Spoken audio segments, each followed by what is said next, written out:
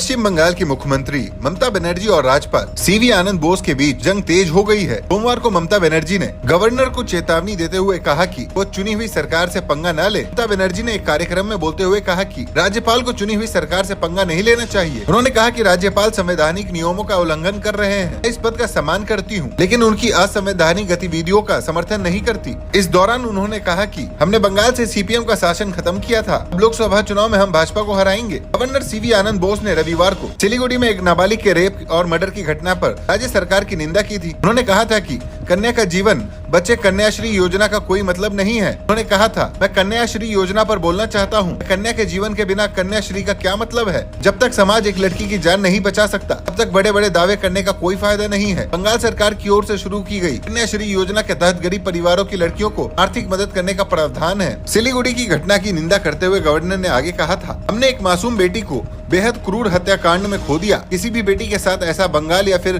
कहीं भी नहीं होना चाहिए। मुझे बहुत दुख होता है। बता दें कि पंचायत चुनाव में हुई हिंसा के बाद से ही गवर्नर और मुख्यमंत्री के बीच कई मुद्दों पर बहस हो चुकी है। राज्यपाल ने रविवार को अपने बयान के साथ ये भी कहा था कि किसी भी मसले पर राजनीति नहीं होनी चाहिए। हालांकि उनका बयान सीएम ममता बनर्जी को नागवार गुजरा और उन्होंने पंगा न लेने की चेतावनी दे डाली। इस बीच जादवपुर यूनिवर्सिटी में जारी प्रदर्शन को लेकर ममता बनर्जी ने कहा कि ये उत्तर प्रदेश नहीं है, गोली मारो जैसे नारे लगाने वालों को अरेस्ट किया जाएगा। ममता बनर्जी ने अपने भाषण में लोकसभा चुनाव को जल्दी होने की भविष्यवाणी कर डाली। कहा कि यदि दिसंबर में ही लोकसभा चुनाव हो जाएं, तो कोई सरप्राइज वाली बात नहीं होगी।